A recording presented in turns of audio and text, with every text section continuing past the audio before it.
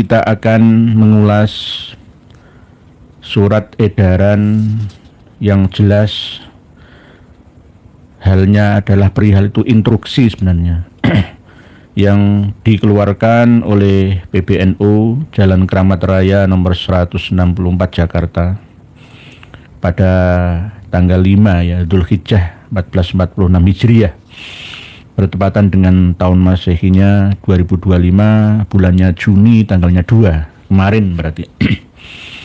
Ini instruksi ditujukan kepada segenap pengurus wilayah Nahdlatul Ulama se-Indonesia atau PWNU alias provinsi. Begitu juga PCNU dan pengurus cabang istimewa juga, ini yang Kota Madiyah Nahdlatul Ulama dan Badan Otonom Nahdlatul Ulama semua di tempat. Assalamualaikum warahmatullahi wabarakatuh. Teriring doa serta salam, semoga Allah Subhanahu wa taala senantiasa memberikan bimbingan dan pertolongan kepada kita. Amin. Bagus, masih bagus. Masih bagus, redaksinya itu cukup bagus ya.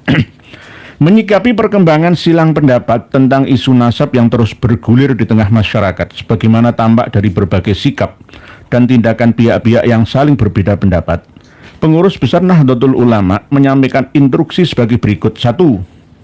Hendaknya seluruh fungsionaris, pengurus dan kader Nahdlatul Ulama senantiasa berpegang teguh pada khitoh Nahdlatul Ulama sebagai landasan berpikir, bersikap dan bertindak warga Nahdlatul Ulama yang harus dicerminkan dalam tingkah laku, perseorangan maupun organisasi serta dalam setiap proses pengambilan keputusan. Sudah benar, sudah cukup bagus.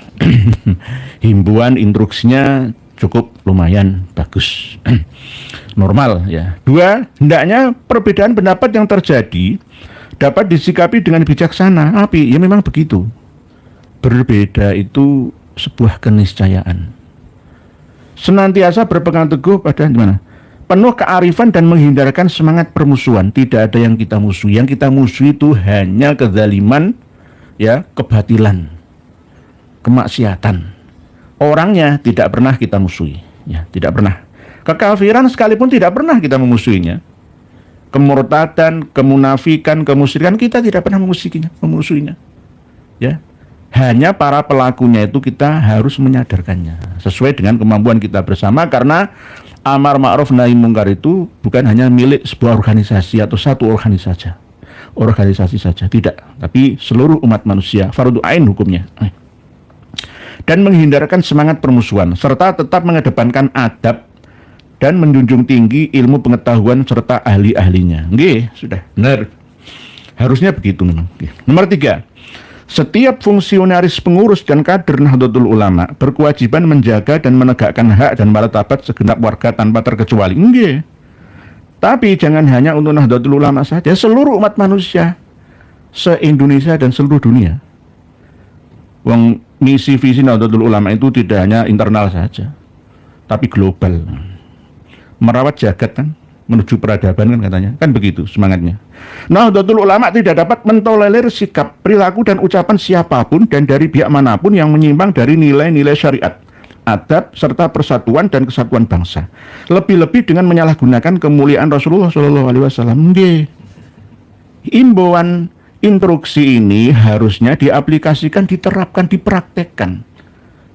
Nanti kiai-kiai yang sudah mempraktekkan malah disalahkan.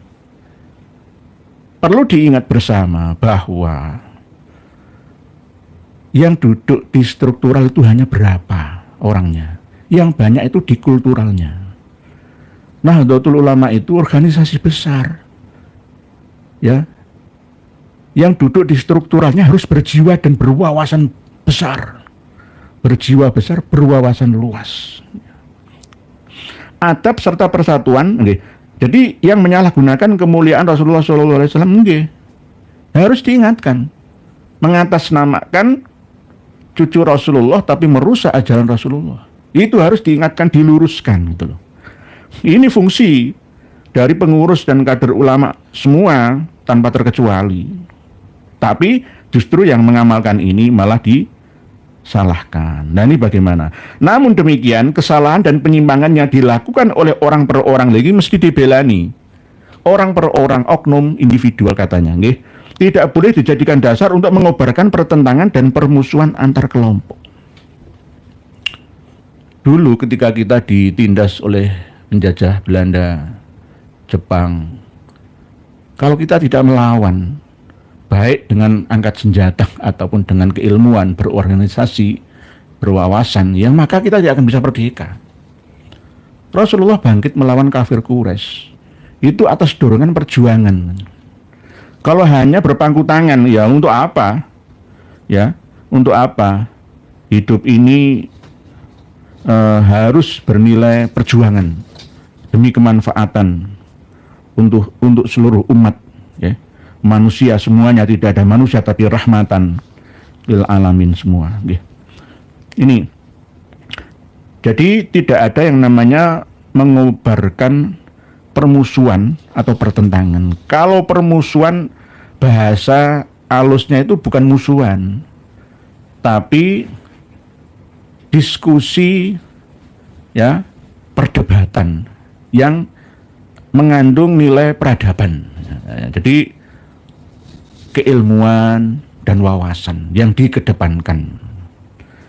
Tapi malah tanggapannya malah justru dianggap sebagai sebuah permusuhan antar kelompok. Nah, ini namanya kurang bijaksana dalam menulis instruksi edaran ini kepada seluruh anggota organisasi Nahdlatul Ulama. Begitu, nggih. Sekarang nomor 4 poinnya. Ini yang paling penting itu nomor 4. Setiap fungsionaris pengurus dan kader Nahdlatul Ulama berkewajiban mencegah perpecahan atau tafarruq. Mencegah perpecahan. Bersatu padu dalam kezalimankah? NU mau dirubah sejarahnya, kita harus bersatu dengan perubah yang merusak NU kita. Saya tadi siang sudah menghubungi Ketua PBNU, Romo Kiai Haji Yahya Khalil Stakuf, tapi belum ada balasan. Karena ini poin yang keempat ini apakah benar dan sudah dipikirkan matang-matang gitu. Ini akan menyangkut nama besar organisasi besar. Saya selalu mencintai dan sangat mencintai Nahdlatul Ulama. Sebelum saya lahir, saya itu sudah NU. Tidak boleh Nahdlatul Ulama itu dimiliki oleh orang per orang. Kalau mau merubah arah kemaslahatan organisasi yang tidak sesuai dengan tujuan awalnya, orang-orangnya saja yang harus disingkirkan, bukan NU-nya. Bersihkan masjidnya, pondoknya, musolanya. Jangan dirobohkan masjidnya dan musolanya. Bersihkan dari orang-orang yang mengotori masjid dan musola itu.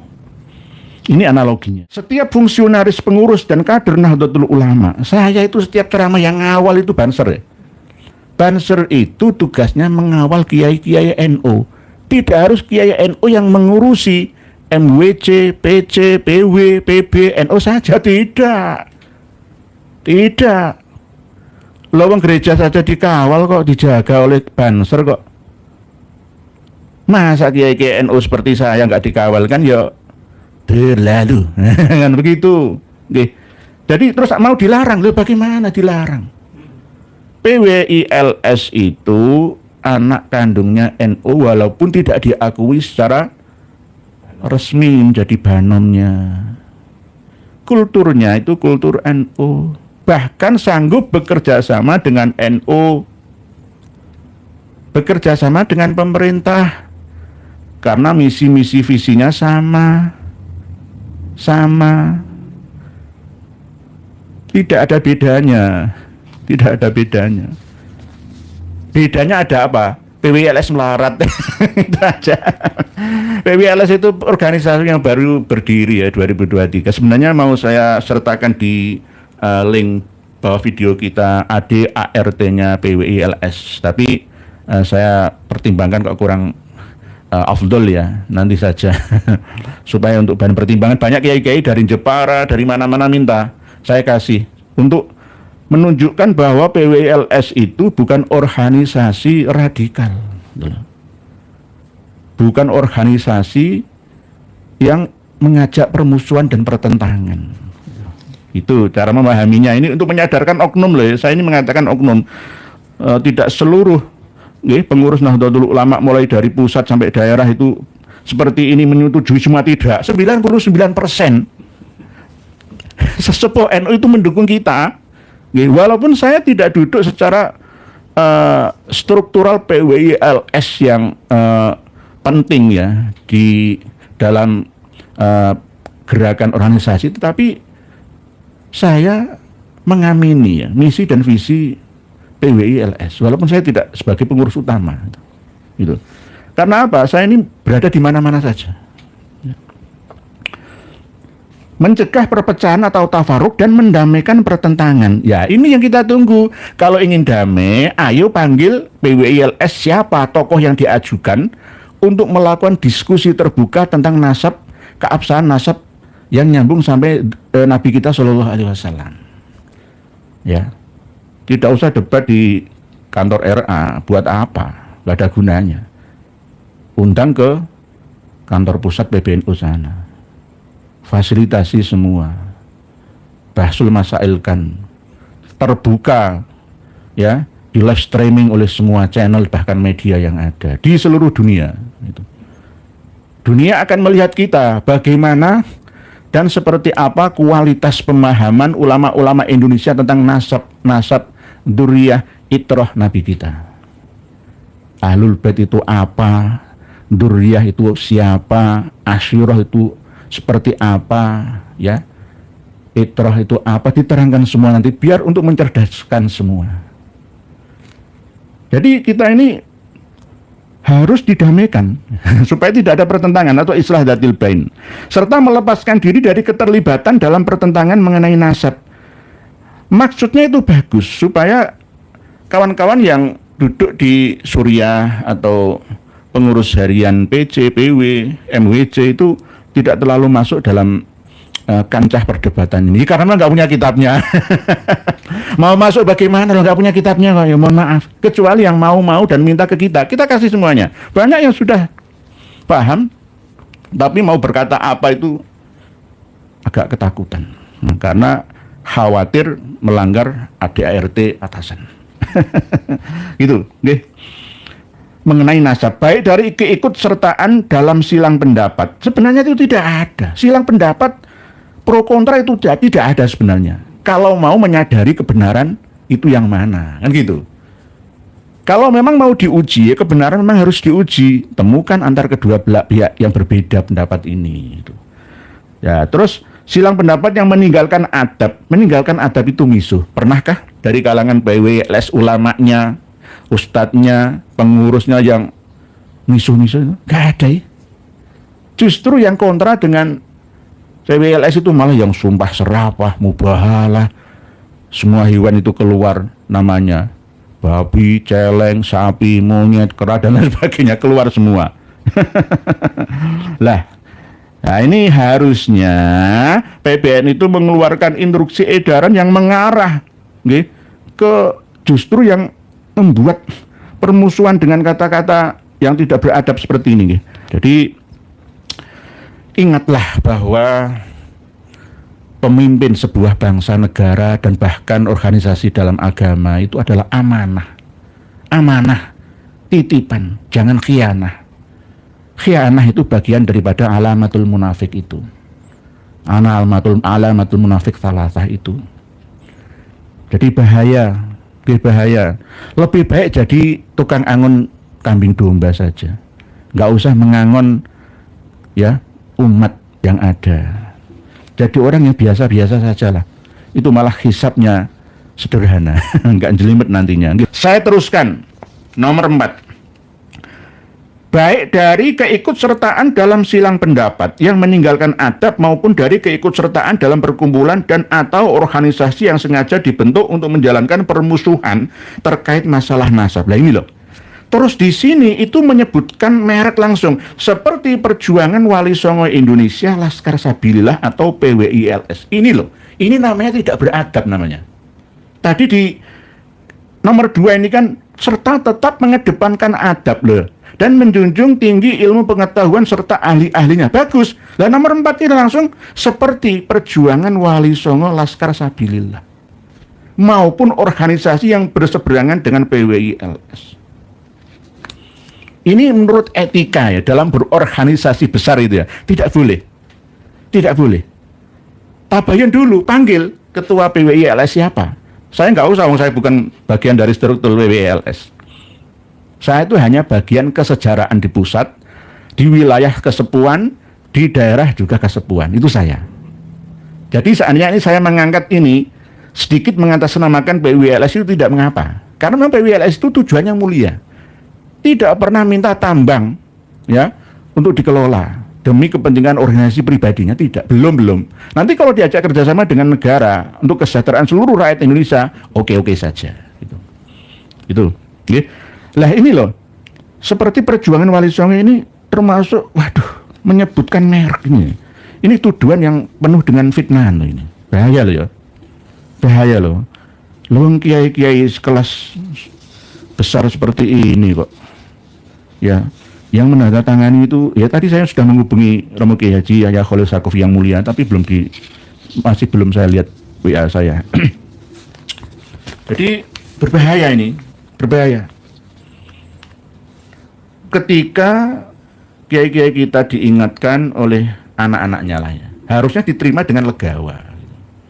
Justru malah berterima kasih kepada mereka. Harusnya, kok malah justru yang mengingatkan itu dimusuhinya.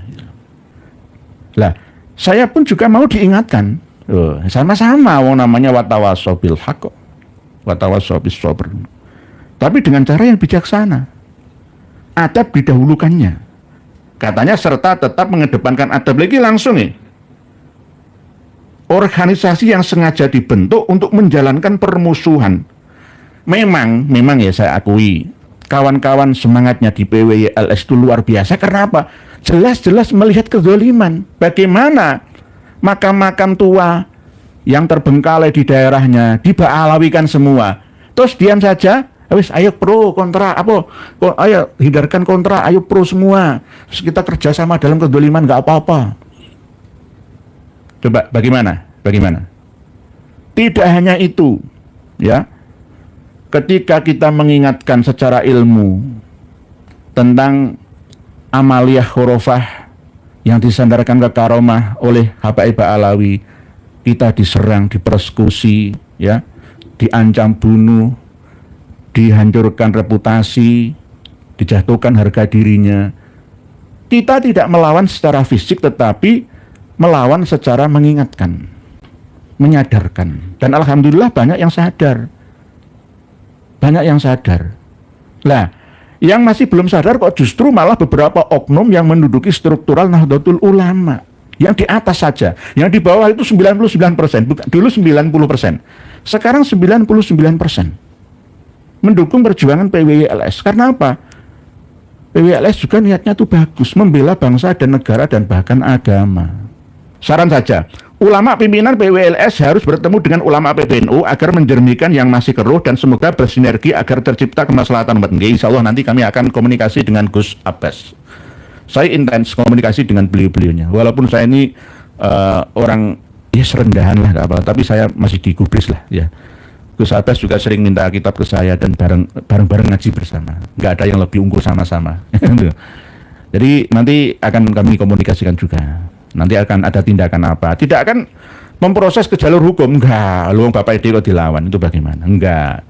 Hanya menyadarkan. Nanti kalau dibiarkan terus ya dianggap benar temenan Bapak PWILS itu mengangkat tema permusuhan, ya, mengadu domba, pemecah belahan, gitu. Nggih. Jadi yang tanda tangan di sini itu semua kiai-kiai saya.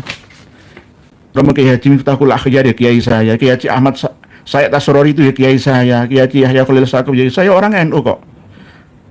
Dr. Andus Haji Saiful Yusuf Sekretaris Jenderal itu ya kiai saya. Saya menghormati beliau-beliaunya, nggak mau saya menjatuhkan nama-namanya ini. Padahal saya punya kuncinya, ini bermasalah semua, itu saya tahu. Mau bongkar? Nah, nanti ini namanya fitnah. Saya nggak mau menyebutkan merek lalu menjatuhkan, itu nggak mau. Urusannya beda, organisasi pribadi, urusan pribadi. Saya sering begitu. Kuncinya untuk menjatuhkan Habaib Alawi, tokoh-tokoh besar itu saya punya. Bukan mas saya nggak sombong, saya punya. Tapi saya menutupinya. Karena apa? Allah akan menutupi aibmu jika kamu juga menutup aib saudaramu. Karena tidak semua umat manusia itu sempurna. Pasti ada kekurangannya. Pasti ada. Tidak ada yang sempurna, 100% itu nggak ada. Pasti ada kekurangannya, kesalahannya. Al-insan mahalul khoto' wa nisyan. Jadi ini yang kami pegang selama ini. Seandainya kami nggak memegang ini, jatuh semua. Gampang saya menjatuhkan itu gampang. Karena apa? Aib-aibnya saya punya semua. Termasuk 4 orang ini saya punya semua. 4 tokoh besar yai yang saya hormati ini saya punya semua. Oke. Tapi saya tidak mau mengait-ngaitkan keluarganya, adiknya, apa korup. Enggak, saya enggak mau. Mohon maaf, itu bukan karakteristik saya. Enggak profesional nanti namanya. Oke. Saya katakan, masjid itu kalau kotor jangan dirobohkan. Ya dibersihkan, kan begitu. Oke. Walau begitu dibakar itu biar jangan. Indonesia ini juga begitu. Kita ini sama-sama warga negara, warga bangsa. Ayo bareng-bareng menata rumah kita bersama. Ibarat kita itu menaiki safinah atau perahu atau kapal, ya. Ada di antara penumpang kapal saudara kita itu yang melubangi kapal kita yang tumpangi bersama. Ya nanti kita akan turut tenggelam, ya. Kita nasihati jangan begitu. Kamu itu salah, gitu loh. Kamu salah. Salahnya apa? Lah kamu kalau melubangi kapal ini akan kemasukan air lalu menenggelamkan kita bersama. Begitu juga Nahdlatul Ulama. Organisasi besar yang didirikan oleh muassisnya dulu itu bertujuan untuk benar-benar mencerdaskan ya umat, ya, bahkan bangsa dan negara secara keseluruhan. Dan kalau keduniawian itu nomor berapanya saja. Ya, yang penting itu keumatan, bukan untuk memperkaya diri sendiri itu enggak. Ya. Jadi tolong ini diperhatikan yang poin atau nomor 4 ini tadi, ini berbahaya ini. Ini memecah belah umat namanya. Memecah belah umat, mengadu domba ini namanya. Sesama warga Nahdlatul Ulama.